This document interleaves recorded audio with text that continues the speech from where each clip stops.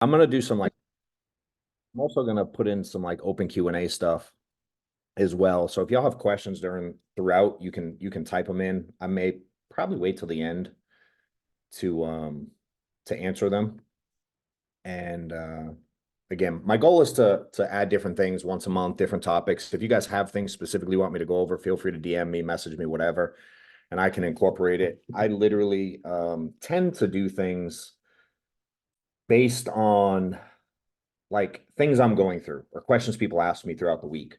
So that's kind of the premise of this. Amanda, will you put that thing up or do you want me to? If you can, that'd be dope. Um, the premise of this one is just some stuff I was thinking about on the plane ride a few days ago.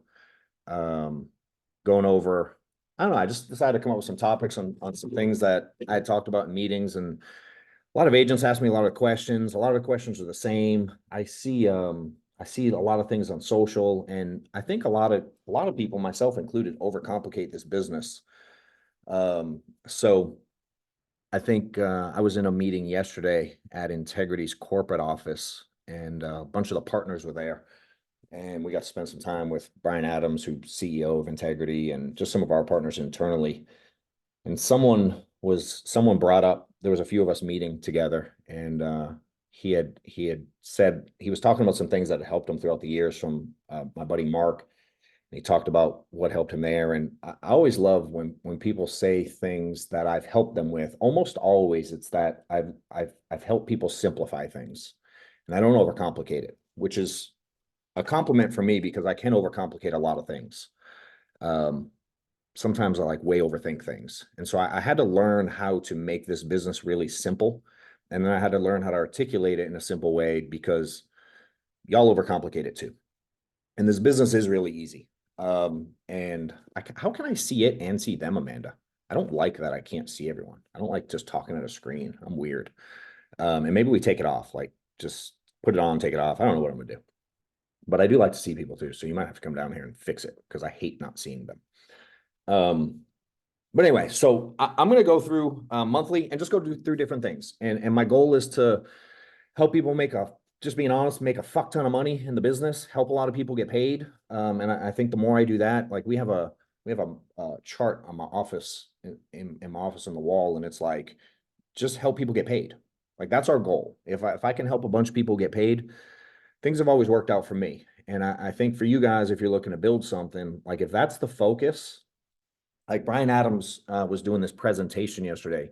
He's created this like referral system, Legacy Safeguard is called, and it's a way to generate referrals. But the system itself, the way it works, is like when someone dies, there's this whole program he put in place that takes care of like setting up a funeral, like calling in and filing death claims with carriers. He did it in conjunction with all the different carriers. And there's all these things it does. It allows you to go in advance and like put in all your personal information, your logins, like everything you can think of that when someone dies, all the stuff that people go through, he thought of and he put it in a system. And the reason he did it is because he wants to help people. And yes, it's a sales tool, and yes, it gets referrals, but he's like, my approach is let me add value to them, let me lead with value. And then in return, the like law of reciprocity, it tends to work out for me. And he does run Integrity. So I'm like, it probably worked out, and he created this thing. Crazy enough, he crashed an airplane once, and he legit thought he was gonna die. And so then he started thinking about it, and he's like, dude, I'm in the business now and have everything planned out. Like my family wouldn't know everything to do. Like if I died, John Wetmore died, yo, Steph wouldn't know what to, she'd have to call Amanda. And I'm pointing upstairs because her office is above me, if you're wondering. I'd have to call him, like she'd have to call Amanda to figure stuff out. And I'm like, it's crazy. Anyway, the point of it is like, if he went out of his way to help people take care of their families when they died, the insurance part would come naturally. You know what I'm saying? And for me, when I first started in this business, my whole goal was for me to get paid.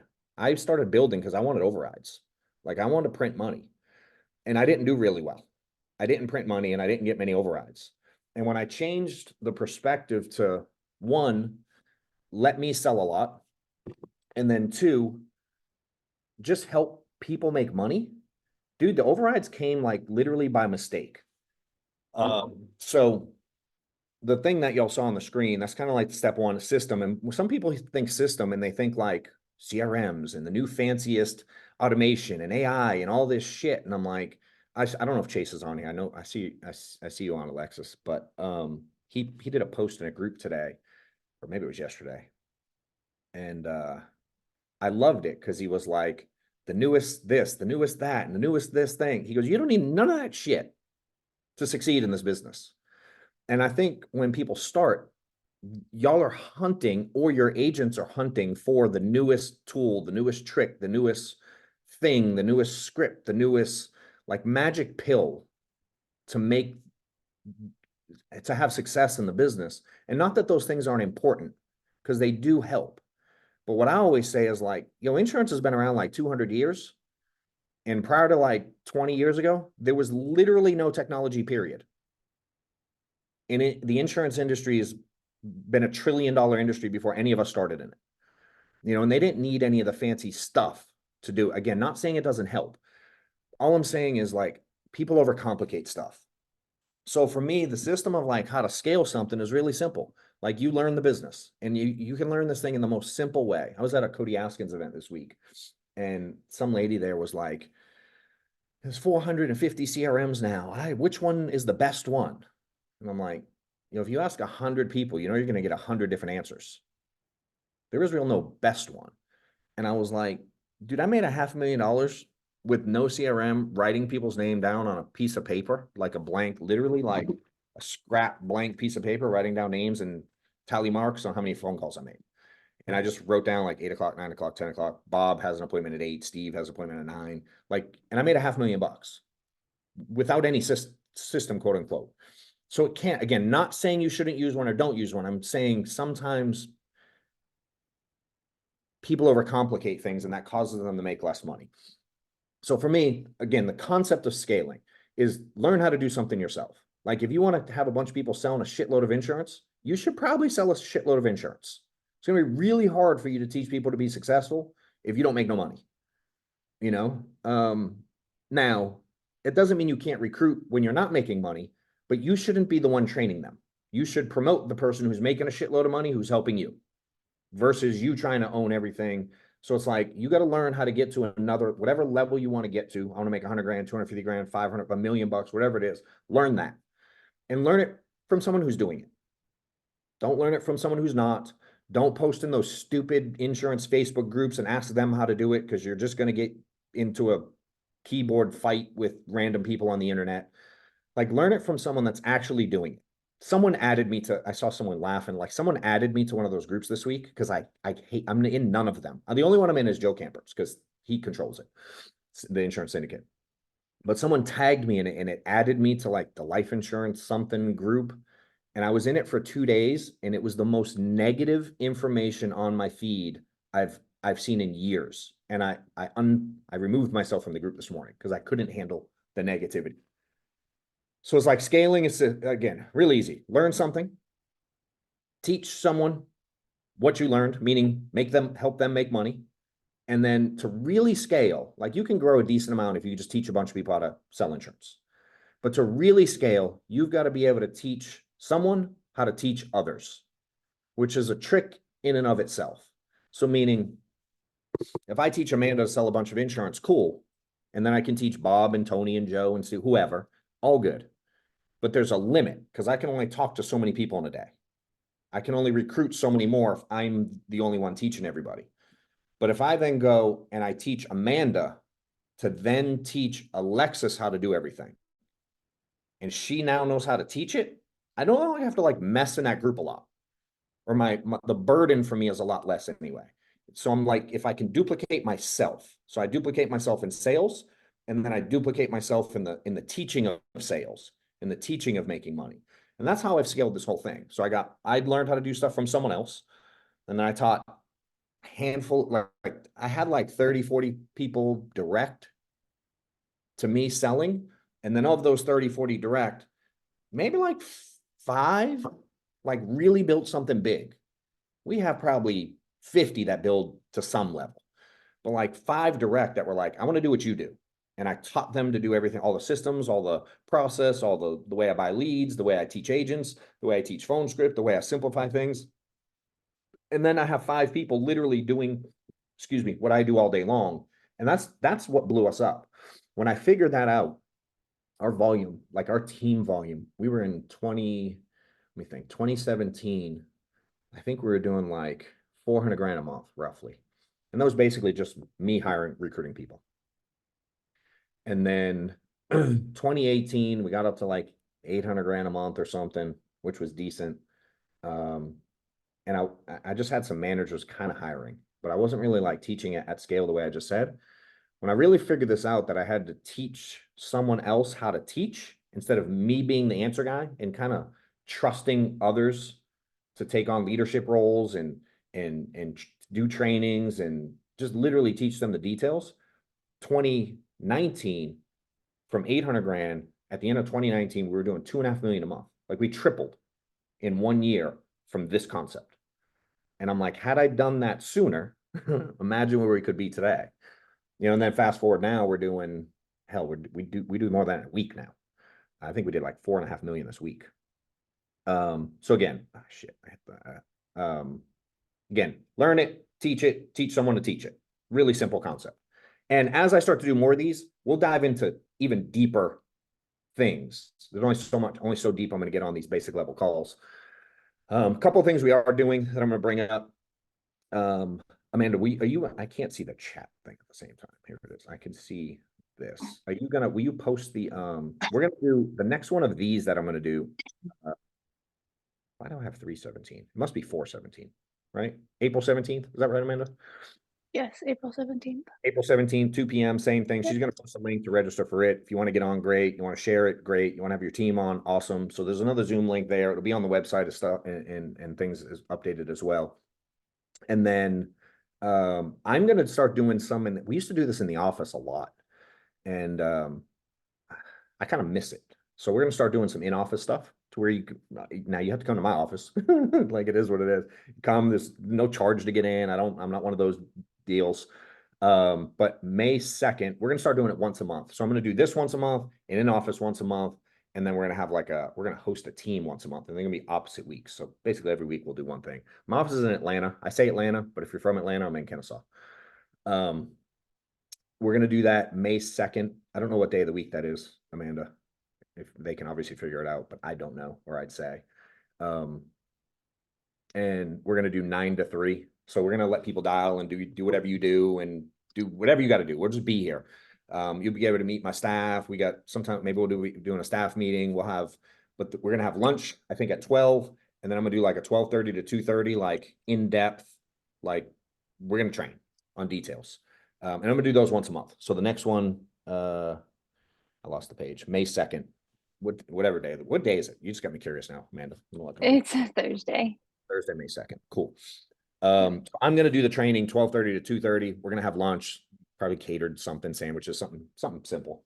And then I have some office space and some desks and things like that. If you got to like just get work done, we'll be open at 9. So we're going to keep doing stuff like that as well. Back to this thing. If you want to show the next one, Amanda, if they want to take notes, you can. For me, number 2 would be emotions. You can just write them down. If you want to show it to them, great. And like, man, when I was new in this business, anything negative, y'all know the negative stuff. Leads tell you to F off, the phone number's wrong, you get a cancel, you wake up to a chargeback, whatever. You order leads and they don't come in, or you got the same lead today as you got last week, or all the shit that makes all of us mad. One day I figured out, like, I don't know if it was one day exactly, but it was like over the course of a small window, I really figured out like how much money emotions was costing me. And I always say it like this: if I'm frustrated over whatever, think of any of the things you get frustrated over now. Even in your personal life, this concept is the same. Fair to say everyone that you speak to knows your tonality is different when you're frustrated, right? So like if I'm mad, you can tell I'm mad. And if I don't even have to know you, and if you're in a frustrated state, I can hear it in your voice. and your tone and your emotion and your responses, right? So you get mad at Mary for saying whatever about a lead or hanging up on you. And then you call me, right? And you're upset. Do you not think the emotion that you're having in that moment, we do all have stuff, bro. The emotion you're having in the moment that changes your tonality or your body language if you're in an appointment or if you're on a recruiting or if you're in a meeting, your personality changes. And if you sound frustrated, do you not think it causes you to book less appointments or miss sales or miss out on opportunities because the other person, like, you don't vibe the same when you're in a negative emotional state, right? And then when it comes to building, which is kind of the purpose of this, I kind of relate it to like kids. Like Amanda has twins, and I'm gonna mess it up. What are they? 19 months now, Amanda? Ish. I know they're about a year and a half old. And like they started walking not crazy long ago, whatever it was, a few months ago, 6 months ago, whatever. And when babies like run around the house and they fall, almost always the first thing they do is they look up at their parents to see how they react before they react. You can take that down now, Amanda. They're good. If they didn't write it down, all good. And agents are the same way. And your children and people, like, meaning if you're overreacting on the phone, or you're overreacting to a chargeback, or you're overreacting to a cancellation, how do you think your agents are going to feel? Like you're the example. Does that make sense? So like if I get a chargeback and it's 5 Gs, right? And I still have to buy leads today. And I'm like, it's 2 sales. All good. Dude, you know how far that goes in the eyes of an agent? No different than when my kids fell over when they were running around and they banged themselves on the coffee table and fall over. I laughed because I thought it was funny. If they have blood coming from their face, I probably wouldn't have laughed. But for the most part, kids fall down. It's kind of funny. Dude, my kids always laughed when I laughed. They mimicked my response to them. And the agents are doing the same thing to y'all if you're trying to recruit. And it's like, Mike Killamet was like my biggest mentor in this business. And he taught me patience very, like, really well, because I have by default none of it. And I would get frustrated by the craziest things. And he would always tell me, like, if you want to get paid like a professional, you got to act like a professional. And I never forget that. And you can apply it in a lot of different situations. And I always think, like, I'm not a big like theater guy, right? But I went and saw Hamilton a couple times, which is basically, if you haven't seen it, it's a play where they rap. They like literally rap the play, which I grew up in the hood listening to rap music. I'm like, I can do that. I wish they taught all my classes this way. Like, and I didn't realize, I listened to the whole play, and it's like about American history. If you know the concept of Hamilton, like, it tells a story. And I'm like, that's how our country started. That's how the Declaration, like all this stuff. And my wife's looking at me like I'm an idiot. And I'm like, dude, I didn't pay attention at all in like third, fourth, fifth, sixth grade. I skipped all those classes. I didn't pay attention at all. I'm like, but yo, if my teacher rapped American history, I'd know a lot more about it. Right.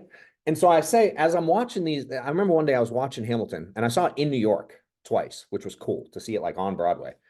And I remember one of them was in the news. Like, one of the main stars was in the news because they had shit going on in their life.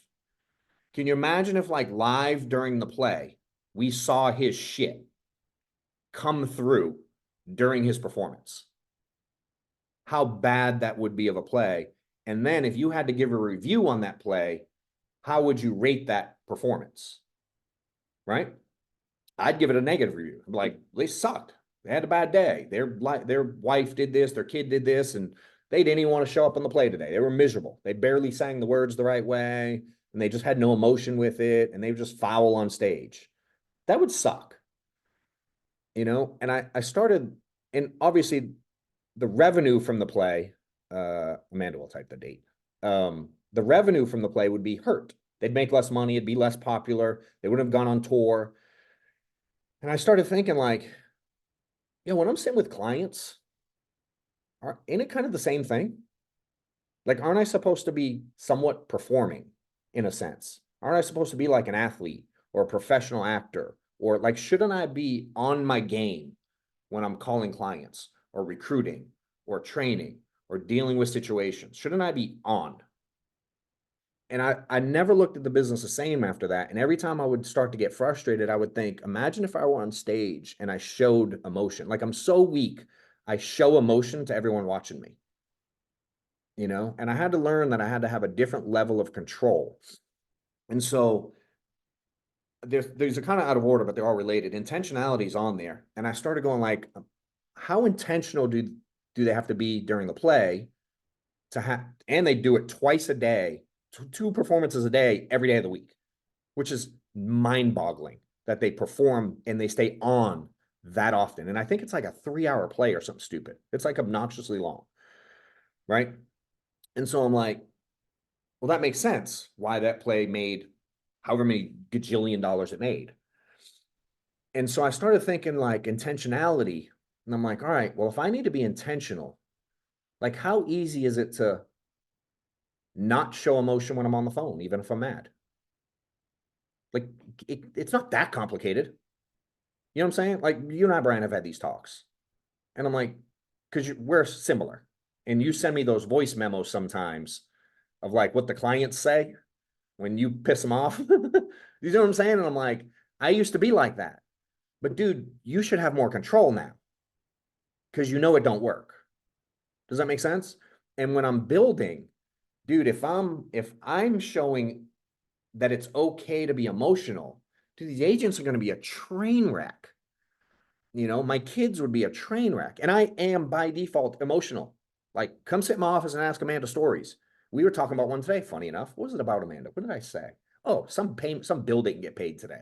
Something, our Comcast internet bill, like, I don't know what happened. It was like, your payment didn't go through.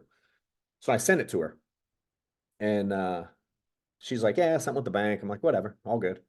And she goes, funny, a few years ago, that wouldn't have been your response. I'm like, what the hell do you mean? She goes, you would have lost your shit on me. And I'm like, for the bank, like something messing up with the draft? It's not like you forgot to pay and it got turned off. And she was like literally laughing at me this morning because I didn't believe how emotional I would have been a few years ago in such a simple situation. You know what I mean? But I'm like, shit, she's probably right. She probably could tell me the date I yelled at her over something as stupid as that. You know? And so for me, it was like, all right, when I'm dealing with agents, what should be the goal? And I was taught this by Sean Mike is like to minimize and normalize stuff, meaning 5K chargeback. Okay. How many apps is that really? Think about for you. And y'all want to type them in, do it. Like how many applications to make 5 grand? 2, 3, 4, 5, 6, 7, whatever the number is. Right. I'm like, okay. Now, all right, someone said 3, which I think is, 5Gs or $1,500 each, whatever it is. It's okay. Now, how many appointments does it take? 4. We'll go with 4. We'll be more conservative. 4. How many appointments or presentations does it take you to write 4 apps? If you close half, it's 8. It's not that deep. If you close 40%, it's 10. Also not that deep. Now, how quickly can you have 10 appointments or 8 appointments, whatever your number is? Dude, I could do that tomorrow. Like you could get on the phone now. Correct, Brian. I think you're saying today. Does it make sense? Like it doesn't take 48 months to recover 5 grand. And I know it hurts and I know it's emotional. But if we go like, if we had I heard Andy Elliott say this in a different example the other day. If there was a gun to your head, how quick could you book 10 appointments? And how quick could you pick up 4 apps? You know what I'm saying? And I know in the moment it's hard, but I'm like, imagine if your response is, I know it sucks, but hell, I can make it up tomorrow. Now you have to believe that.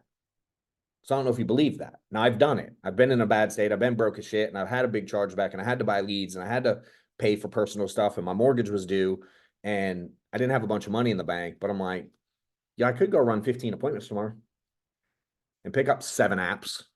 I watch chats all day long on different teams. Dude, there's people who wrote, I've watched people write 10 Gs today already. And it's like 2 o'clock, you know?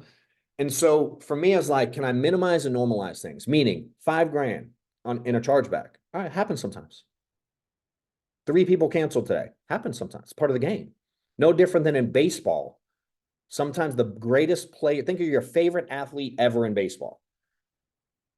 I bet they went 0 for 12 over 3 games sometimes. I bet it happens several times a season, probably several times a month to some. And they're still the most elite athletes on the planet. You know what I mean? But over the course of the year, that little window where they had a bad streak, it wasn't that big a deal unless they let it be a big deal and they drag it out. I was playing, Maddox and I play golf. So for those that don't know, Maddox, my little 12-year-old, follow me on social. I post him and I golf a decent amount lately. We're both learning it for probably the last 6 months. And if you haven't, I told the story the other day about how he had got some new clubs, and I won't tell the whole story now because it'll take me like 10 minutes. But he gets these new fancy clubs recently, and he suckered me into getting them because he's a really good sales guy at 12. And he uses like my techniques and words against me to get what he wants. He's like manipulative as shit in all the best ways. And we get these new clubs, and I'm trying to teach him, like, dude, I love you, but the clubs ain't gonna make you like Tiger Woods yet. Like, you're 12, bro. Like, settle down.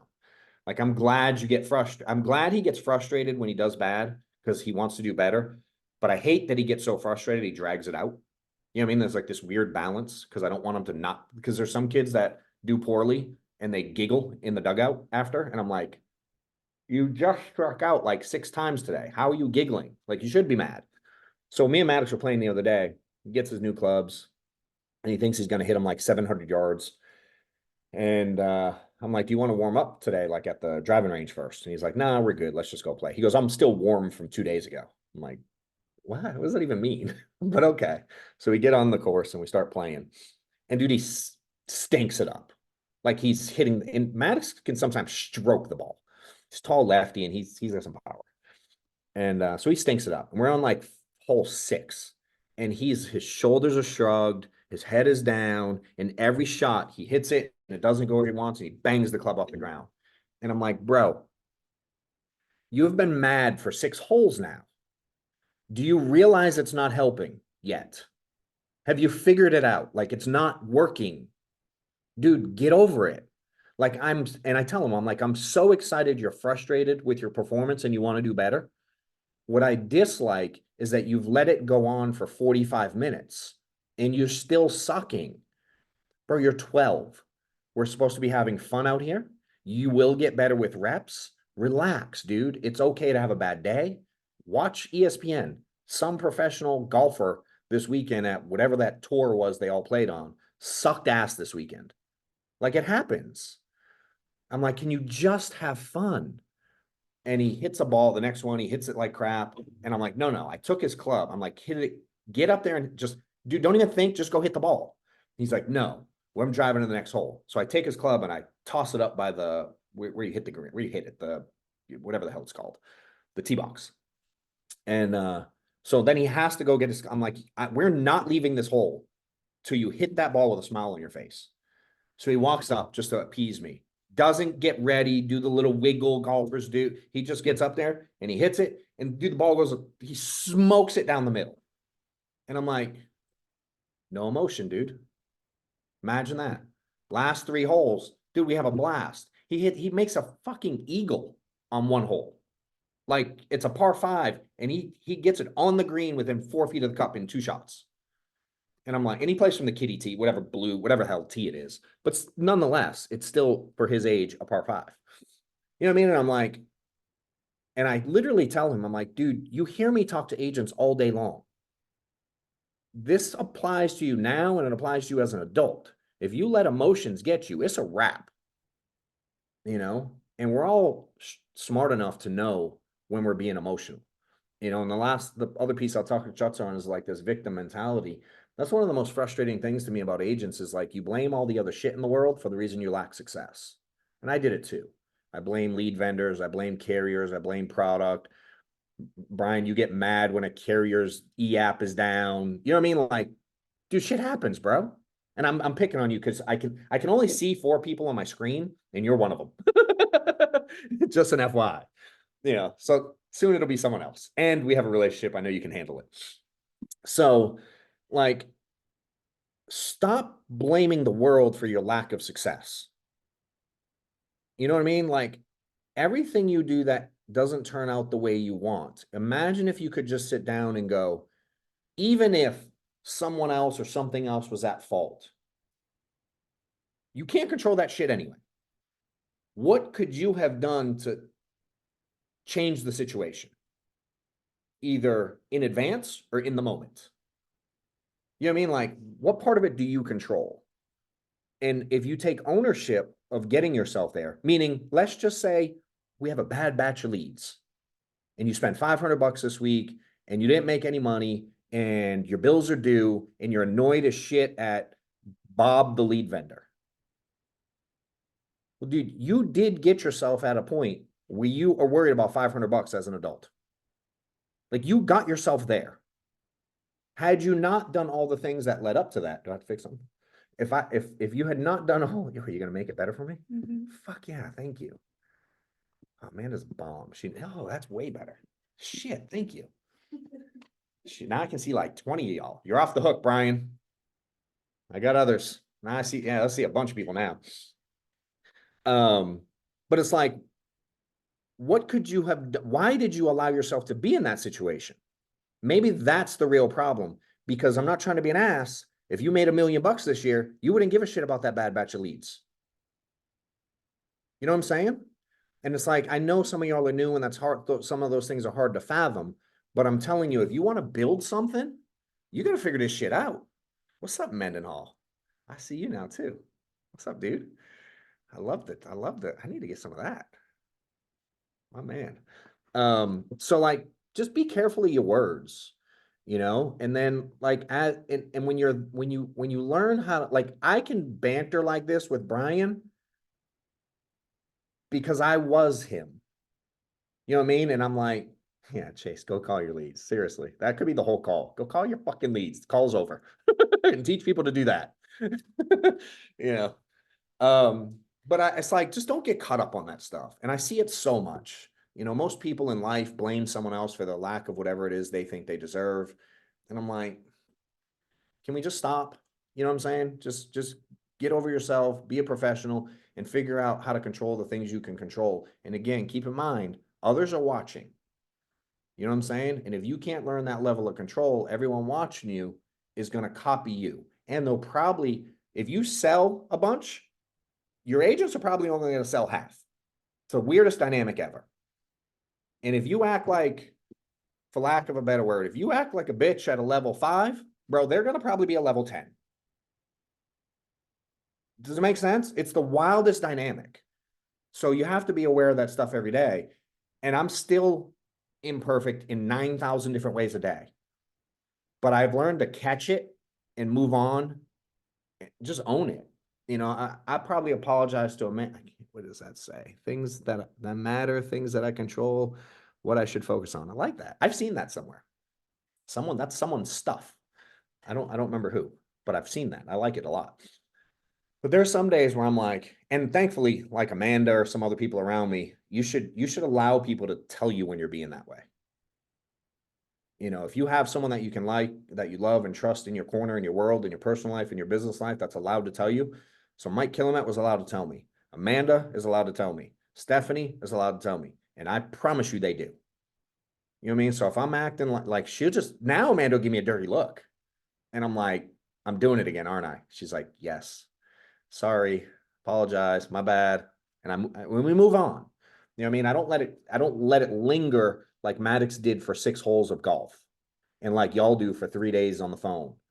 You know what I mean? Or like, the funniest thing is, like, I see some agents, y'all have a like bad dial session and then somehow you stop dialing because you think that's going to fix it. I'm like, wait, so you're trying to book appointments, you're not having success, and your plan now is to stop attempting to book them? Like, that's the game plan you came up with? You know what I'm saying? Like, meaning recruiting's not going well, so I'm going to stop. Like, what? Like, wait, what? Imagine, like, again, we're in, I don't know why I'm on Super Bowl still because it's long since over. Patrick Mahomes having a bad day, and he's like, oh, someone mentioned, what's the dude? Oh God, he went to Tampa and he walked off the field. Like, I gave that analogy. Can you imagine Patrick Mahomes being like, bad day, halftime, yo, I'm going home. F this. And then someone brought up, someone will post it. What's the guy's name that did that? He walked out in the middle of the game. The dude, he got traded to hold on, see if someone types it in. Someone will know it. AB, that's who it was. Yes, sir. I was like, well, there was one idiot in the history of the game. Like, don't be the idiot. Don't be AB. How about that? That's going to be the slogan now. Don't be Antonio Brown in your business. Like, stick with it, you know? All right. Next thing I'm going to get to, if you want to flash it, you can, Amanda. If you don't, because it'll mess us up, don't. They can write it down. I don't give a shit. Recruiting. I'm going to give some ideas on recruiting. And there's kind of some bullet points. What I always like, I think people think there's magic to this. And to be honest, like selling is a lot of reps. To sell at a high level, it's a lot of reps. It's literally like making attempts to contact people and presenting. That's what y'all do. You try to get to people and you present to people. And if you do a lot of attempts, you'll get more presentations. If you do fewer attempts, you'll get less presentations. And obviously, sales comes below that. And it can't be above either of those two numbers, right? So if you attempt a bunch, you present a bunch, you're going to sell a bunch. If you attempt a little bit, you'll present even less and you'll sell even less. And the difference between agents killing it and the ones not isn't their CRM. I promise you it's not. And I always say, like, think Primerica. I always give this example. Primerica, started by A.L. Williams, one of the biggest insurance companies on the planet, worth billions and billions of dollars. He started that shit in, like, I don't know, the 60s. Someone probably knows exactly when. It was a long time ago. And he was, I believe he was also a high school basketball coach. He built it recruiting high school basketball coaches. And they built a multi-billion-dollar insurance agency before cell phones, before the internet, before technology. I don't know when home phones were invented, but I imagine they probably didn't do a lot of that kind of calling. It was like in the, what do they call that thing where they used to go to door to collect payments, the debit routes. You know what I'm saying? It's like, dude, he built a multi-billion-dollar company before technology. And some of y'all letting your agents think they need to have this fancy CRM before they can sell insurance. You know what I'm saying? It's like, so just be careful. And so recruiting for me is really simple. It's a lot more activity in the ratios, the attempts to call it presentations, interviews, to sales, call it an agent producing. Those ratios suck ass relative to sales. So if you can't handle the emotion of your sales to attempts in selling, you should never recruit because it's nowhere near as good. Like the ratios are very bad because most humans suck and most people don't have what it takes to do this every day. And I think those of us that do succeed, we are some kind of effed up to do this, but like you got to be messed up to do this business in some ways. So welcome to the club. And I think it's a good thing, but you know, I think a lot of people think there's some magic to it and they think it costs a lot of money. That's what I see a lot is like agents hesitate because they think they need to be rich before they can recruit. And I'm like, dude, I was recruiting before I did this for a living. Like I was recruiting the day I started, commuting to my accounting job. I didn't even know what I was doing in insurance. I remember I remember being at my office doing accounting work and I was calling a client and I was so stupid. I used to try to get all the health stuff. Thank you, Amanda. I used to try to get all the health stuff in advance before the appointment because I thought if I looked up pricing before I got there, like it would somehow benefit me in the presentation. And this one lady told me she had diabetes on the call. And I had to Google it because I didn't know what diabetes was. But I was already recruiting. Like I did not know what diabetes was, period. Like not like what it did for underwriting. I didn't know what it was, like the sugar part. I had no idea. I'd never heard of it. And I was 35. And I'm like, what the fuck's diabetes? It sounds stupid, but I remember sitting at my desk Googling it. And I learned about like type 1 and insulin and all this stuff. And I'm like, what the hell? I'm oblivious to a lot of stuff, including that. That's who I am. You know what I mean? Like, and I'm okay with it. But I was recruiting already. And I didn't know what diabetes was, much less if they could qualify with it. But on my commute to the office and back home from the office, I was recruiting. because I was going, hey, this guy Mike Killen that's teaching me about insurance, and he's looking to hire more people. Are you open to a conversation? And I would connect him with Mike. And then if he hired him, Mike would put him direct to me whenever I wanted it, whether it was right away or later, if they needed help with leads or not. Like it was my call. And then he slowly taught me how to do the piece he was doing for me, and I didn't give a shit that I didn't know what I was doing. I'm like, yo, are you confused that insurance works or not? Like, you're in the business because you think you have opportunity, right? Or you wouldn't be doing this. Do you think you really need to be good at it at all to give other people opportunity? Meaning the millions and millions and millions and millions of other successful insurance agents in the world didn't need you. Why do you think the next million need you? They don't at all. But you can be the conduit to getting them into the industry and get paid by promoting all the things that you're supposed to be doing. The places you're learning, the people you're talking to, the trainings you're getting on, calls like this. Like, all you have to do is be a really good promoter of information and be like, and tell. It's almost easier when you're new or not good at it because they don't expect you to do anything. You can literally be like, dude, I'm brand new. I have no idea what I'm doing, but this industry sounds dope. And so-and-so's teaching me how to make a bunch of money. You want to come for the ride with me? I have no clue what I'm doing, but they're making jack over there. That can be your recruiting pitch. You don't have to know nothing about nothing. And that's how I started building the thing at the beginning. So how do I get to those people? There's a few different ways. And I like to give people free ways before paid ways. Now, those interviews I was talking about was when Craigslist, if any of y'all that remember it, you young folks, I'm sorry, but there's many of y'all that do know Craigslist. It used to be free to post stuff. I haven't been on in years. I know it was paid for a while. I'm sure it still is now, but you used to be able to post in the job section free. I'm sure something like it exists today. But I would post free stuff somewhere. You can do it on social media. I'm sure there's other websites out there. You can find them. Heard of this thing, Google, it'll help you. I'm sure there's ways to post shit free, right? So that's easy. Now, I posted something every night of the week. Every night of the week, I posted an ad, which meant every single day I had at least one person to talk to on my commute. Every single day, no matter what. Next thing I started doing was I would DM people on, at the time, LinkedIn. Today, we do it on a bunch of different social platforms. And I would just send a message to people, be like, yo, I see you're in the industry. I help people get to X amount. Would you be open to are you happy with where you're at? And would you be open to a conversation?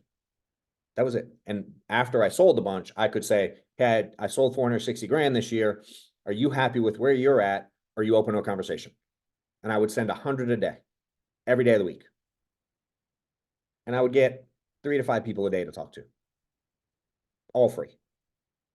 You connect with them first, and then because LinkedIn is funny where there's you can only send so many DMs to people you don't know, but if you know them, you can send as many as you want. Same thing works on Instagram. You can do it today.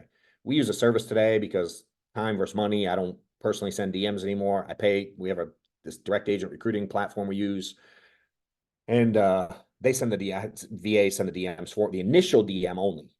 We don't let them go back and forth. I want to be the communicator going forward, but we have them find the people and send the DMs. And I think the simpler it is, the better. I talked to this with someone the other day, and I'm like, I don't know you, Franklin, so I wouldn't say that because I don't speak to people like that. If you speak to people like that, say that. You know what I'm saying? Like, be you. So I was me, and I talked about it with this dude, the guy that I referenced at Door Knocks a bunch and makes a shitload of money doing it, cold door knocks. And I told him what I said, and then his admin changed it, and I read it, and I'm like, dude, do you speak like this? He's like, no. I'm like, why do you type like that then? He's like, what do you mean? I'm like, would you ever talk to a human the way it's typed? And I read it to him, and I'm like, dude, that's complete spam. I would delete that in a second. Where mine would literally be like, yo, see you're in the business. I issued 460K last year. Are you happy where you're at? Are you open to a conversation? Like, I just spoke like I speak. You know what I mean? It was very informal. I'm informal. It was informal. And if I sent 100 a day, I'd get 3 to 5 a day every day of the week. And I'd get probably an equal amount tell me to F off, and the other 90% would ignore me. You know what I mean? And then for me, when I was teaching agents how to do it, everything I do, again, I'm going to learn it. and then I'm going to teach it to a bunch of people, and I'm going to get them to teach people, and then I'm going to stop doing it and move on to something else. So when I was doing the DMs, my goal was not for me to build a massive agency for myself doing DMs. It was for me to talk to 3 to 5 people a week or a day, and then tell 40 people, 30 people, 20 people, 10 people, 5 people, however many agents I had at the time. Yo, I'm talking to 3 to 5 people a day sending these DMs. Bro, this is working a little bit. And I'm hiring 2 or 3 a week. And hell, 1 a week is getting contracted. And shit, 1 or 2 a month is issuing a policy. But then if I got 5 people doing it, now we're sending 500 DMs a day as a group. And now we're talking to 15 to 25 people a day as a group. And now we're getting 10 to 15 started every week as a group. And then we're getting 3 to 4 paid every month as a group. And I always look at it as, what can I get out as a group? But let me prove it first. Let me walk the walk and talk the talk. Let me do that. And then do it a little bit. Because I couldn't have built this agency if I was the only one doing it. If I just sent 100 DMs a day by myself, I would have built nothing. So it's, can I get more people to do it also? So that's really simple way. Social media, if you're not doing social media today, you're missing out big time, because it's where everything's at. It's where people look for everything. It's, if you are like, when someone even applies here, Amanda stalks their social media instantly. We find them on Instagram. We find them on Facebook. We find them on LinkedIn. I mean, like, your clients are looking you up. Recruits are looking you up. The second you talk to someone or you DM someone, bro, they're going to your profile. If your profile's negative, whiny, victim, and there's nothing about your business on it, there's zero chance they're working with you. You know what I mean? You're one of those ones sharing that dumb shit people share on social media just to get people riled up, and you know what I mean? Like, it's not helping. And there's a lot of people that do that. Those are the ones I unfollow every day. Unfollow the little 3 dots, unfollow. But it's like, now a lot of fear is, I don't know what to post on social. Cool. I'm gonna make it really easy for you. You talk to clients most days of the week. You should be most every day, but you're talking to clients at least several days a week. Every client has a question of you. Every single client asks you something. Fair? I imagine there's not a client that doesn't ask you a question. Imagine if you just wrote down 1 question a day and recorded a short video on that question. You can now have content every day for the rest of your life. And you want to talk about business, scaling, building. You have recruits. They ask you questions, Tony. So are you talking outside of Cody's thing for 4.5 hours with a couple? They must have been asking you questions. You could have got 6 months worth of content if you just wrote down those questions and make little 5, 10, 2, 4, 3, 30-second, 30-minute videos on all those questions. Like, don't overthink this. Write down questions, make videos. Hey, I was sitting with an agent today. They asked me this. Here's the answer. I was sitting with a client today. They asked me, what happens if, I don't know, my beneficiary dies before me? What do I do? Fucking make a video on it. You know what I'm saying? Like, this is really simple stuff. And then now when you start recruiting and they go to your profile and you're loaded with valuable information, it's going to be a different game. And then we go, all right, we got 65 people on here right now. Let's pretend everyone's in my group, right? Which they're not. And I'm good with it either way. I'm gonna make noise in this industry long term. But let's pretend now I get 65 people making a piece of content every day in my group. And then I get 65 people sending 100 DMs a day. We're gonna make some noise as a group. You know what I'm saying? We're gonna see some action. It's gonna change. And it's like compounding of activity when you can get others to do the same thing. So really simple there. Warm market, you can certainly post, you can ask, hey, you looking for extra money? Hey, like me, I'm doing that. You know what I mean? And again, you don't have to be like weird about it. Hey, Steve, at our family barbecue, are you open to business opportunities this week? Like, hey, dude, this jackass John taught me how to make $800 this week on a Saturday morning. Bro, I know you were struggling last month paying your bills. You open to talk to him? Like, keep it simple, you know? And if you don't want to do warm market, all good.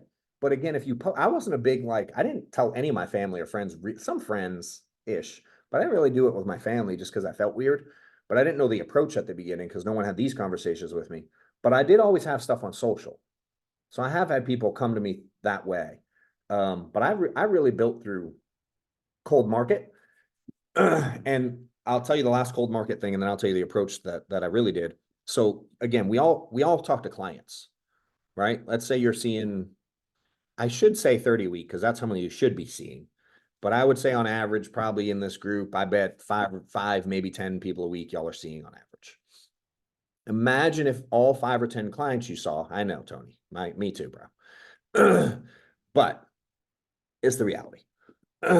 Imagine if all the clients you see every week, you're like, hey, now that we're done with this, FYI, my company's hiring. Do you know anybody looking to make extra money doing what I just did for you? They're hiring and training. That's all you have to say. Some will go, can I do it? My cousin just got her license. Can you talk to her? My neighbor like just lost her job. She's open. Can I connect you? Versus going, all right, so in insurance, we have all these levels, and you can be at an 80% comp if you issue 3.2, da da da da, and the override works like this, and chargebacks, like, you don't just need to do any of that stuff. Like, settle down, keep it simple. You know what I mean? Hey, my company's hiring. Oops, I hit the wrong button. My company's hiring. Do you know anybody else that could do what I just did for you? Anybody looking to make extra money?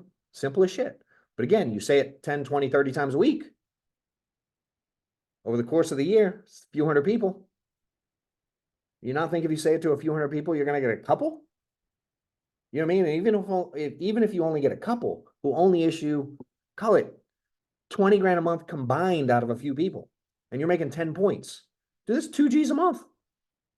That's most y'all's mortgage payment and plus some extra. You know what I'm saying? It's like we don't have to have 500 agents today to make an impact in our life and give other people opportunity. Imagine if you teach a couple people to make an extra $1,000 a month. You know what I'm saying? If I walked around the street and I was like, yo, will $1,000 a month help you? And I said that to 100 people a day. How many of the 100 would say yes? So how many people a day are you saying that to? How easy is it to make $1,000 a month in this industry? Like, it's laughable. You know what I mean? So imagine you get 100 people that just want to make $1,000. Doing some volume now. You know what I'm saying? Like by mistake. So really for me, that was the way I was recruiting. And then I got into paid stuff later. Again, I did paid LinkedIn, but that was no money. What's that stupid thing? Craigslist, when it changed to paid, it was like $10 or 50, whatever it changed to. That was the first paid thing I did when they changed the rules. But then after a couple years, I was like, oh dang, we're bringing in some money. I'm gonna put fuel on the fire and start paying for ads and start paying. Like, there is a way to do it. For me, what I always looked at too was like, everybody I said that to, let's just say all those different ways I just gave you to talk to people. Let's just say you get a handful a week that say yes, I'm open. Dude, the very first thing I do is go, hey, do you know anybody else that would be open to make money? Meaning, Tony, if I hire you today, bro, in my head, you are a recruiter for me today. Day one. You're a free recruiter for me. I don't bully you. I don't push it. I don't talk to you about building an agency. I don't talk to you about making $1 zillion. I don't talk to you about shit. I'm just like, hey, dude, I'm going to give you this opportunity and teach you how to make money selling insurance. Do you know anybody else that wants to make money like you? Because I'll train them also. That was my pitch. Now, if Tony goes, yeah, how do I get paid? Dude, I'll have a deeper conversation. Oh, I heard about this. Can you explain an override? Sure. But I don't bring that shit up unless he asks. You know what I'm saying? I might be like, again, FYI, every time they sell a policy, you'll make a couple bucks. That's about as deep as I get. Unless they want more information. Again, I think we overcomplicate this thing, and you think you have to give a dissertation on insurance overrides to ask people to recruit. I'm like, no, I'm gonna trick your ass into being a recruiter in all positive ways, because you're gonna make a few bucks, and I'm gonna build an agency, and I'm gonna help people get paid. And the intentionality of it was really high, because I knew if I went over all the business stuff, you're like, your eyes gloss over, and you're like, I can't do all that. So for me, all I need you to do is be another voice for me. That's it. Hey, who else do you know? Hey, who else do you know? Hey, you know how many people we have now a day asking, who else do you know?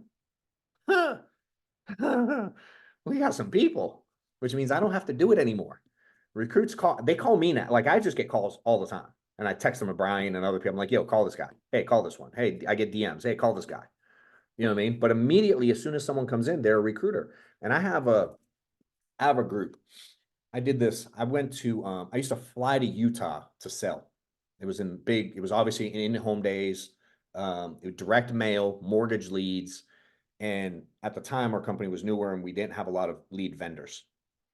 And these 4 counties in Utah opened up, and I could get like 120 mortgage leads a month in like 4 counties that touched each other. And to me, that meant like 40 G's a month. I'm like, yo, I'll fly further than Utah for 40 G's a month. I don't give a shit. There's people that fly across the country and fight wars to make 80 grand a year. I'm like, I'll fly to Utah all day long. So I start going out there. So while I'm out there, I start running ads and putting on Craigslist things and on all the DMs. I would find people in Utah. So I'd go to LinkedIn, I'd search and go Utah, and I'd send them messages. Yo, I'm flying from Atlanta to sell a bunch of insurance in your backyard. You open a conversation about making money? And I'd meet people at dinner or at the hotel after selling. And I remember I met this one dude. I met one guy. I would try to do it in groups, but at the time I couldn't attract a ton of people. So I meet this one dude. I don't know him at all. We sit down to dinner. I go over the whole thing. And at the time, again, paper applications, and I used to have to collect the void check. And I'd attach it to the application. I'd fax it in or scan it in or whatever that night. And I'd keep it in a bag. Like some of us used to go in the field and have a little briefcase and shit like that. So at the end of selling, I'd meet him at night because I could pull out 3, 4, 5 applications with checks attached and be like, dude, I just flew across the country, and I'd add up all the checks and I'd be like, I made $3,200 today in your neighborhood. I'm from Atlanta and you're eating a dope steak dinner with me that was paid for by these clients today. And so that was my recruiting. Like, that's the way I did it. So I hired this guy. He comes on board and I'm like, hey, who else do you know? He goes, oh, he was in insurance, but he just wasn't really doing anything. He goes, I just left this company you would all know, their meeting, and I met so-and-so in Dallas. They're really cool. I can get you on the phone with them. So they connect me with this chick in Dallas, Texas. And I don't know why I'm going to say this, but there's a Dallas. I used to live in Dallas, Georgia, which is why I said Texas after. I assume you probably all knew Texas. Anyway, sidetrack. So they refer me to this person in Dallas. So I get on the phone with this chick in Dallas and hire her. I do the same thing. Hey, host, she's like, well, I got this little group that works with me already. They don't really know what they're doing. We're not making any money, but I can introduce. And so that she introduced me like 3 or 4 more people. Long story short, the first dude, his name was Jesse. He never got contracted. Never got contracted. Introduced me to Jackie. Jackie's team ended up doing like 200 grand a month. They've been with us. They have people on their team that have been with us this was probably 8 years ago. I bet it's $5 million plus in production total from a guy who never worked here that referred me team. You know what I'm saying? I'm at like 10 points that I had more than on, but 10 points of 5 million, like 5 million, 500 grand. I bet I've made, dude, I bet well over $1 million from that one dude who never worked here that I looked at as a recruiter for me, and he never got contracted. You know what I mean? It's like, and imagine if I got frustrated because every time how many times I did those meetings that it didn't work out and they didn't refer me someone way more often. But the one made me 7 figures. And there's multiple stories like that, but just one. You know what I'm saying? But y'all won't do it because it doesn't lead to immediate success. They don't issue something right away, or you're afraid to ask them who else do they know because you know they're going to go, I want to wait till I'm good. And you don't know how to overcome that one simple objection because you're not intentional about it, like I was at the beginning. What Jesse was doing before you. What's that song? He had just started. He was like network marketing guy. He had just gotten his insurance license. So, shit, I lost the screen. Anyway, so for me, the concept of the recruiting was cold market, but let me get the warm market of the cold market since I wasn't hiring my own warm market. Does that make sense? I built the entire business cold. Let me find your warm market. My entire agency is built from that. Literally, who do you know? And I just connected dots. And we had a lot of people doing that. because it was simple. And then again, you get an agent to sell $1,000, you know, it had Jesse got contracted, which he didn't. Jackie sells $1,000, he makes $100. Who's mad at $100 showing up when I do all the work? I trained him, I get him contracted, I teach him phone script, I teach him in home, I do all the stuff. You know what I'm saying? So for me, it was like I just looked at this thing differently.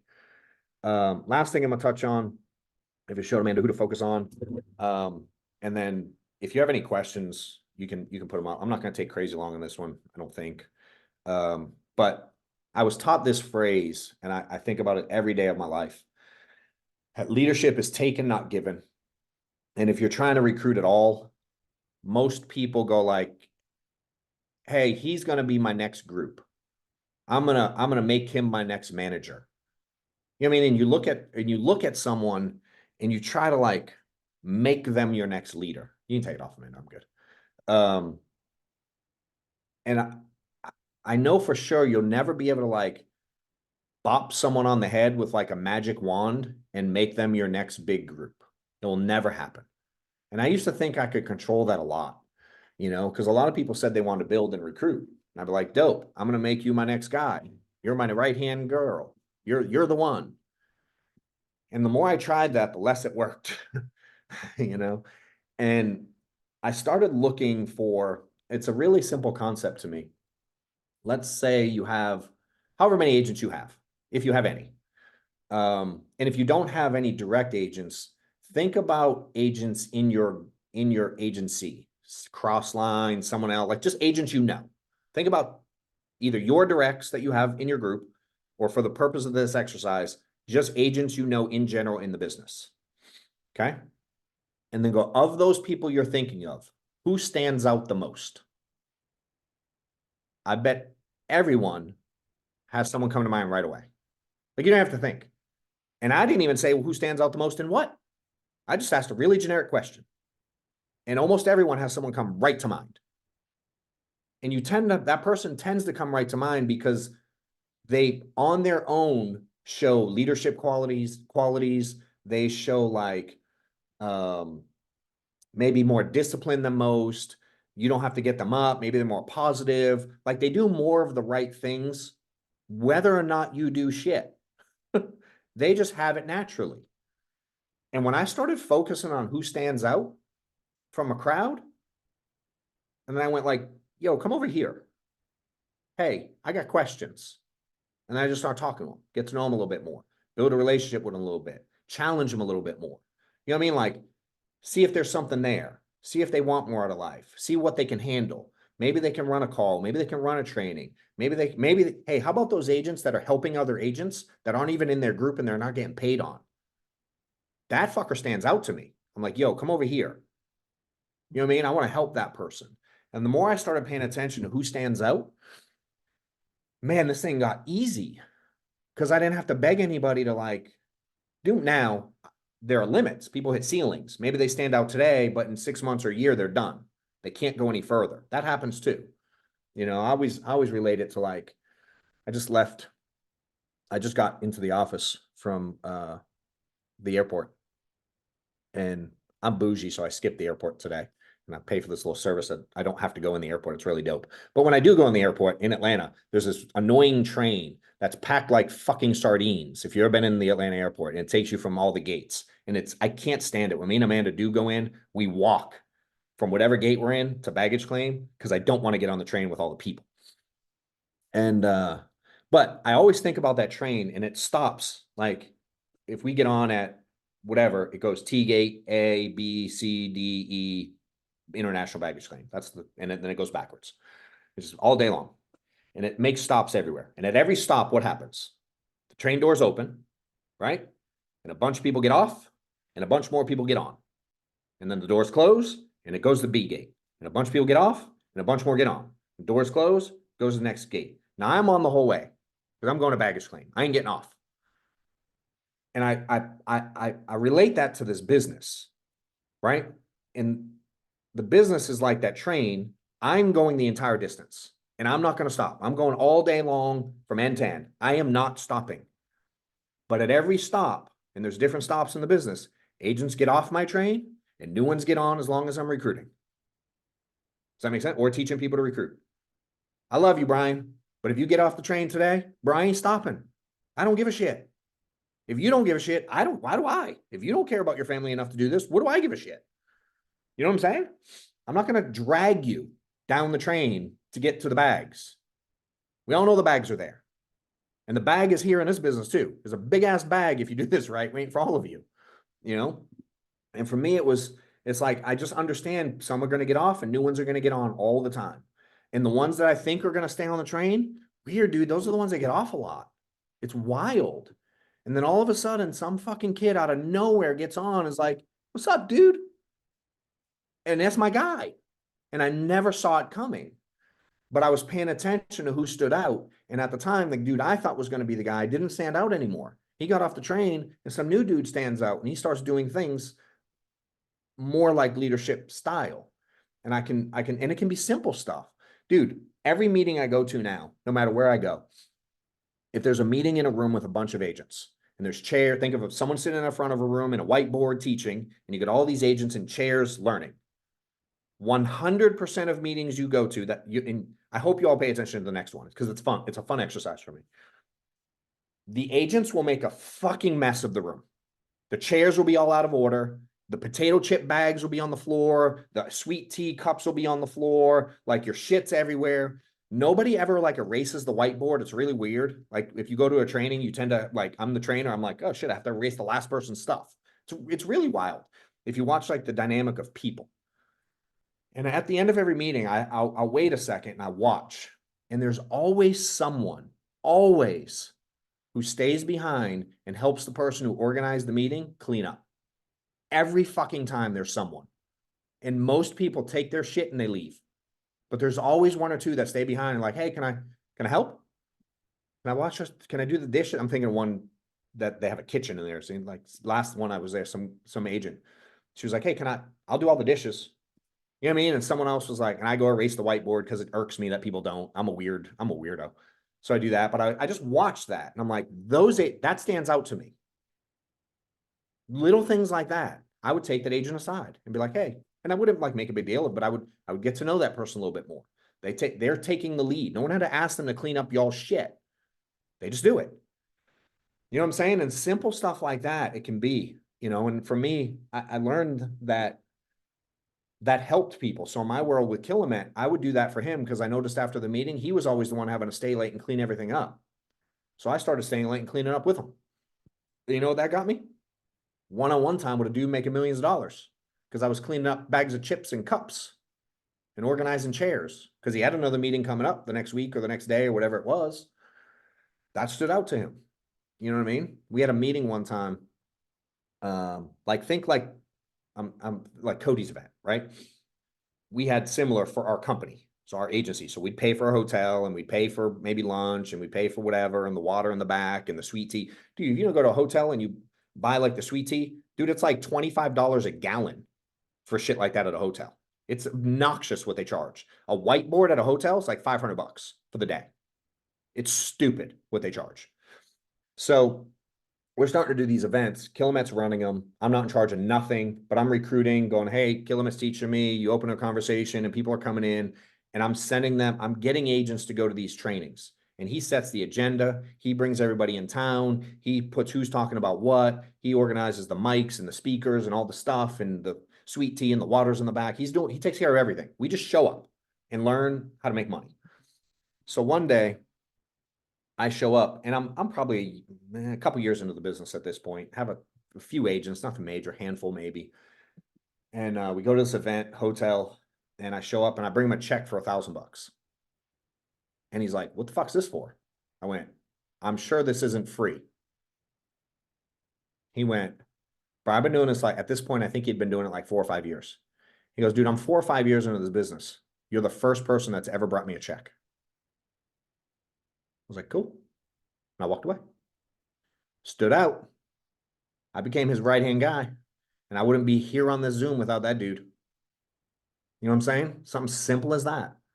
That $1,000 check made me millions and millions and millions of dollars because it got me access to someone who saw me doing things different than everyone else.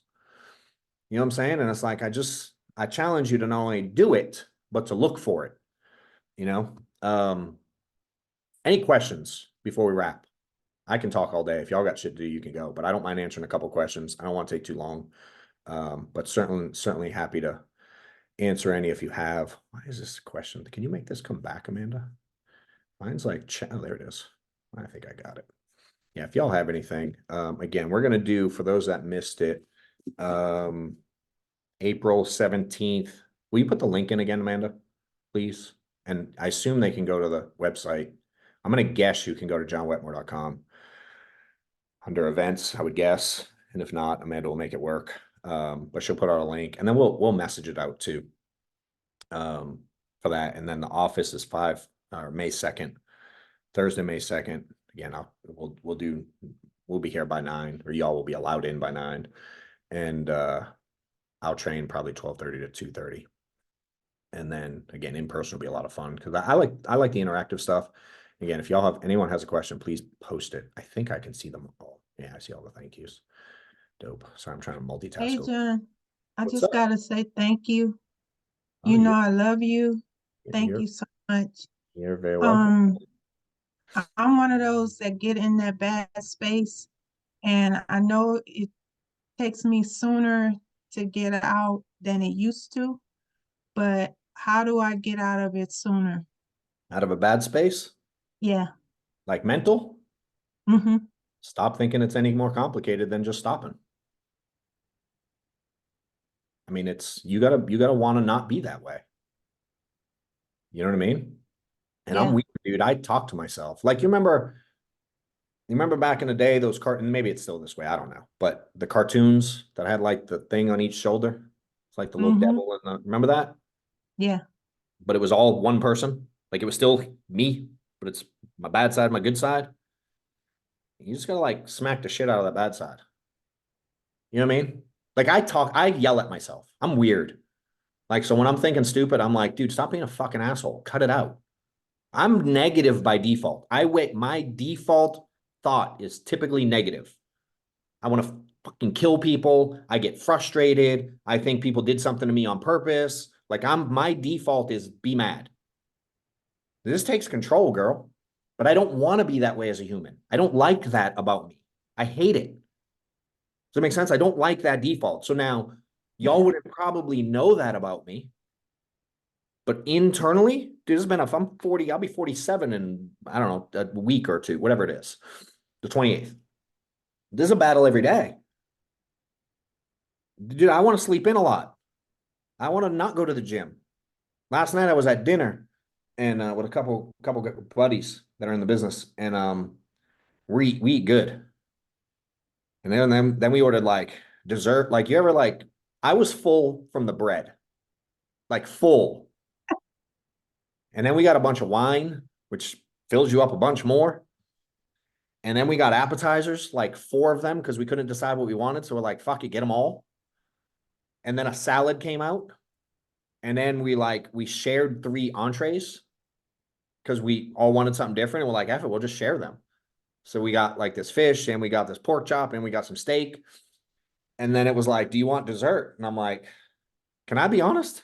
I just want to be fat. Yes, I want dessert. Can I just be fat for the day? I just really want to be fat and lazy. And so we got cheesecake and we got carrot cake and we got this like some hazelnut chocolate cake. And they were big ass fucking pieces. I woke up this morning. I think I texted Amanda. I don't know if I texted you or said it to you, or I thought it. I don't even know if it was you. I was like, I feel pregnant this morning. Like I felt like shit. And I was like, all right, cut it out, dude. You can't do that again. No more. Stop it. You're going to the gym later. You got like, you know what I mean? Like it was cute for a couple hours, but I can't do that every day, you know, but I want to. I just won't let myself. I can't do it. You know what I mean? And I also want to like yell at people and be mad and frustrated all the time, but it doesn't help me.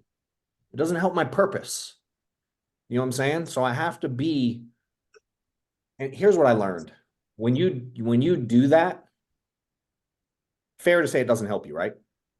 Yeah, definitely. You're smart enough to know it doesn't help you, Yes, right? So who does that mean you're losing to? me. and my family. Doesn't it suck to lose to yourself? Yes. I'm like, yo, if I lose to someone better than me, like I'm mad, but I'm like, bro, he's good. But to lose to me, I was like, one day I woke up, I'm like, this is pretty stupid. Like, if you think about it, just common sense, it's really dumb to lose to yourself because you're allowing it. Mhm. You know what I mean? You allow yourself to throw a temper tantrum. You allow yourself to be lazy. You allow yourself to not be successful. You allow yourself to believe that you can't win in this business when there's millions of people just like you winning. You know what I mean? It's like, why don't you control that? It's literally that easy. I ain't saying it's going to go away because it ain't, but it is as easy as just stopping. You know what I mean? Yeah. Thank you. You got it. How do I see? I saw more. Oh, there we go. I see him now. I have a crazy carb loaded pump at the, yeah, I hope I do. I need a carb pump. I've been a little lazy the last couple weeks. I say that I've gone to the gym like every other day instead of twice a day because I don't know. I've been a little bummed. In the South, you've only been here, you're new, aren't you? Ooh, someone needs to mute, or can you mute them in? Let's see. What do you do when you're in debt with every carrier and you don't have enough money for leads? To go or no? Who is that? Can you fix that, Amanda? Or do I need to like see? I want to get like angry right now. That's wrong. By my default, but I'm not. I'm controlling it because he probably didn't mean it on purpose. Does that make sense? I Like, think the second time he did. First time it was okay. Second time he did. Get him. I love it. So one, how to get out of debt or how to deal with. I mean, if you have debt with every carrier, to me, that says when you have debt, instead of writing your debt off, you're jumping to another carrier just so you can get paid and pretend you don't have debt. So you got to stop running the business that way because you have debt, take care of your debt. You mean like if you have debt with America, write America, clear your debt that day and write more business. You know, playing the shell game and pretending it's not there isn't going to help any. I think that a lot of people tend to think that chargebacks are going to go away.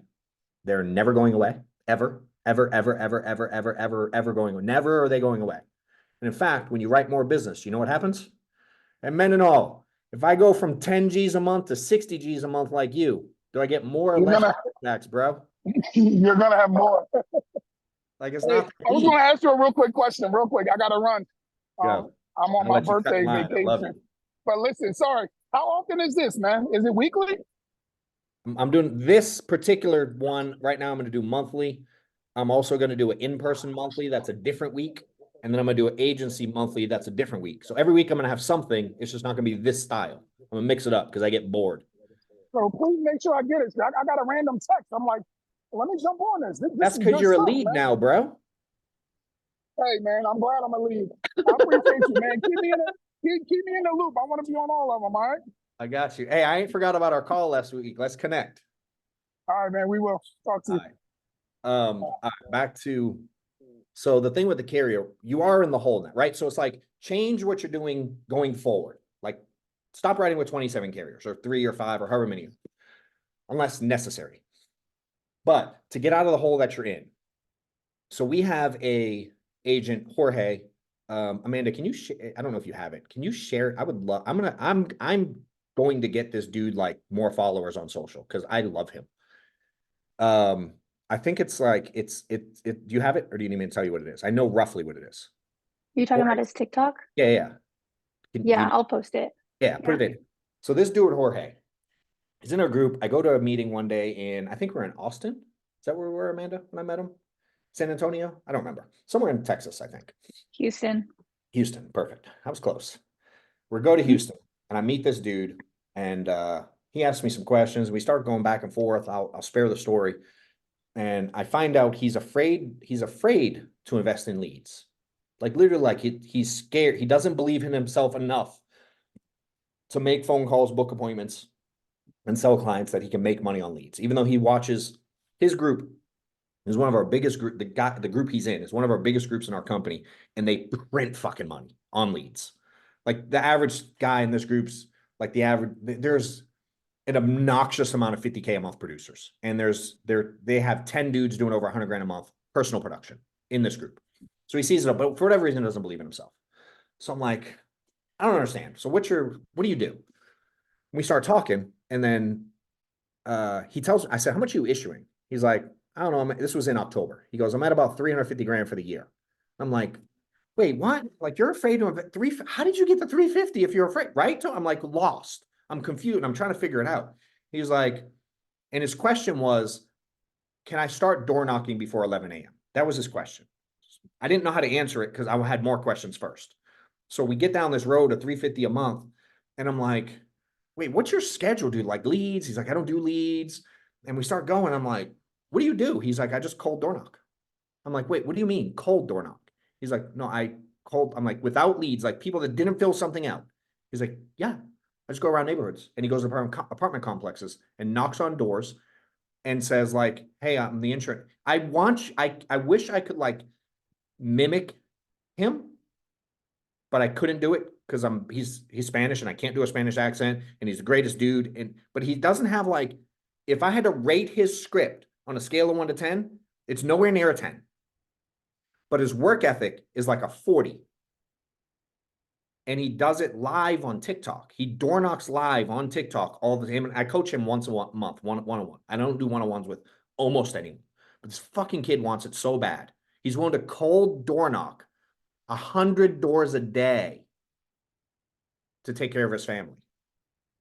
And he issued over 350 grand in 2023 with 0 leads. None. And he streams it on TikTok for you to go watch and see how simple it is. He talks fast. He mumbles. He's hard to understand. He has a decent accent. Like, there's a lot of disadvantages on his side, you would think.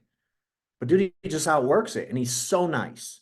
And when people tell him no, which is 99% of people, he just doesn't give a shit.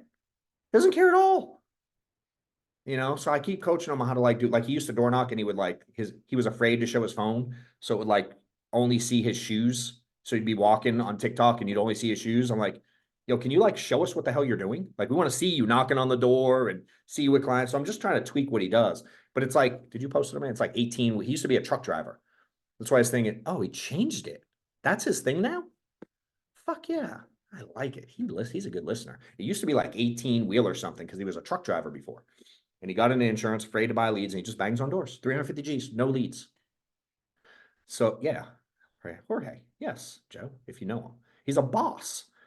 He does stuff, he shares it to his Instagram, but his main is TikTok. So I think sometimes he shares his TikTok to his Instagram. But follow him on TikTok and like give him some love. And when he does it live, like he goes live streams to where you can interact, and he'll have like me and 2 people watching him. I'm like, yo, I'm going to get this kid with like 100,000 followers. I just want to help him. You know what I mean? And I love what he's doing. And for me, when I learned that story, I brought him up on stage or to the front of the room, and I told him, like, I showed everybody what he was doing. I had him do a script and go through it. And for me, I was like, dude, for the rest of time, bro, anytime an agent complains they're broke, I'm using your story. There's no excuses in this business. You can make money doing anything at any company, in any style, with any lead, with any carrier. You know, so my advice would be, now, I think it was a girl that said that, I think. And He'll write Lindsay. freaking $1 million if he learns how to get on the phone and set appointments. Holy crap. Amen. He will, and he'll get there. You know what I mean? Like, that's one of those ones that stands out, and I'll continue to challenge him and I'll push him a little bit more. Now what I'm telling him is he wants to build, and I'm like, yo, you're going to try to build. What are you going to tell your agents when they say they're afraid to buy leads? Like, bro, you better buckle the F up and learn to buy some leads, dude. Like, it's time to step up your game. You know what I mean? That was the conversation this week. But for me, I don't know your situation, Lindsay. You might be a single mom with 3 kids. Like, I don't know the dynamics. So you know what I mean? Like, I have a lot of like respect for single moms because I grew up with one.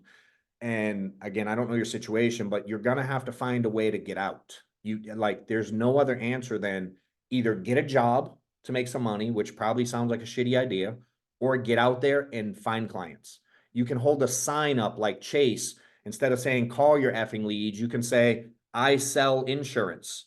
If you're interested, pull over. I'll wash your car for insurance. Or so I don't come up with something. When I was in the mortgage industry, I wish I had a picture of it.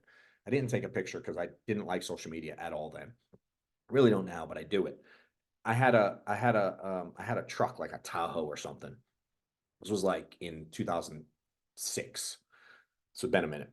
But I saw a billboard one day that said like, it was like an apartment complex, and it said like, honk if you're looking for a new home or something. It was a corny billboard.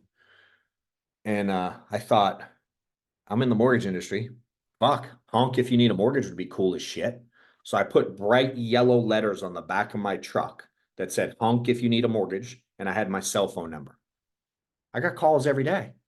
I got honked at nonstop, but I got calls all the time. You know what I mean? I would do something crazy like that. I would go door knock. I would hold signs out. I would do something to get clients. There's clients everywhere. You can post on social media. I would do the videos that I talked about earlier. I would just be really open, like, hey, I work in the life insurance industry. If you want me to look at your stuff, let me know. I would post something every day. You can post it in Facebook groups. You can post it in county, like so-and-so county. What's that thing Amanda called where we found under Ace? What do you call that? Like a community? What's the right word? How do I say what that is? Maybe they all know what I mean, because It's called Cherokee Connect here in Georgia, but it's like where the county has like this group of people, and they just talk to each other and they post jobs, they post like events. Every county has one. I think at most, I would guess. You know what I mean? It's like, just be active. Activity will do you wonders. Activity will trump all. And you don't have to do it forever, but you can get out of your hole really quick if you do it heavy and fast. You know? Let's see. Someone sent me, it's funny. Someone sent me a direct one. If I do, this is funny. I get this asked a lot lately. Someone asked if I do like coaching programs, and I don't have any officially ever. Like I just do this. But I've had a lot of people ask, and I had a buddy that was a coach once, and he would do these like one-on-ones, and he would have like 30-minute increments, and his calendar would be all day long. Bob 30 minutes, Joe 30 minutes, Susan 30 minutes, but all day long, 30-minute or hour, whatever client he had. The thought of doing that makes me want to hang myself. I couldn't do it. But I really want to help a lot of people. So I'm considering, I do this thing with Patrick Bet-David, if y'all know him. He's a fucking beast in the insurance space and valuetainment. So I pay him like a shit ton of money, and I do coaching with him. Not that I get on a Zoom and listen to him talk, like we actually interact, and I pay for this. And he does it group style, which I like. And he'll have like 6 of us on max. So I have 6 people on, and we each get like 15 minutes with him. And we get to go through a business problem, and he gets on and he diagnoses it, and he goes through all the issues. And like, I get to like interact with what's going on, and he recommends a book every month based on my problem, and I read it, and then I come back the next month and we discuss it again, or new problems. I'm considering doing something like that because I can help, like I actually want to help some people, but I don't want to spend like all day, every day doing it. And most people I help tend to not be in my group now, and I sure as shit ain't doing it all for free every day. So I'm considering it. But I would only do it if like I get some really good people that like, you should really do it. So if you have interest, let me know. I have nothing. I don't have like a link to go sign up to. That's not, but I get asked a lot, and I'm like, maybe if enough good people want it, and are willing to do what it takes to win, because I can help people win. And I've always been like weird. I'm like, I'm just gonna do it for free. But I've learned for free shit. Like I think 150 people registered for this, and there's 40 y'all on now. You know what I mean? Like, people show up if they damn pay. So I may do something. So if you're interested, send me a DM or something. I don't have anything official, but if enough people do it, I might put together like a little group thing. I'm open. No, parts will be in this apartment right here. Okay, perfect. There's a little bakery. Someone will be by the counter. Thank you. Like, you ever like maybe talk on the phone and hit the mute button by mistake? Maybe that's what's happening. Maybe he's like accidentally hitting like unmute. I don't know. I think that's all the questions. I need your help growing. I'm in Toronto. Please and thank me. Send me a DM. Is it Jennifer? I like that. Jennifer. So, yeah, hit me up. I'm not hard to find. I'm on Instagram. Maybe she can post my link. Most of y'all know it because you got here and you're all leads. So we'll keep texting you. But register for the next one, share it out with people you know, because I would love to grow this and help you grow and help other people grow. And we're going to do some cool things for the industry. And if you haven't already, I have on the website, you can register for the newsletter we send out. Alexis is on, her and her team help with that. My team does some stuff with it. And with it, you get I didn't talk anything about it at all, but if y'all have heard me train at all, I'm always about activity and tracking numbers. I'll send you out a free activity tracker where you can put in all your stuff and keep track of your numbers and send it to your team. And again, it's free. And if you hate the newsletter, just unsubscribe. You can keep the thing for free. I don't care at all. But I appreciate you guys getting on. And if I can help with anything, let me know. Shoot me a message, and we'll see you at the next one. Later. Thank you so much. Looking forward. Appreciate you, sir. See you.